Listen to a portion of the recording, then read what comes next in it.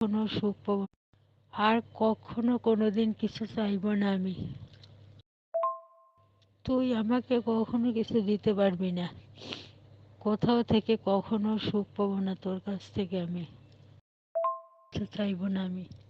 তোকে নিতে আমার তুই জানো তোকে নিতে আমার অনেক কষ্ট হয়, তারপরও তোর কাছে চাওয়ার পরে তুই চলে গেলি না দিয়ে।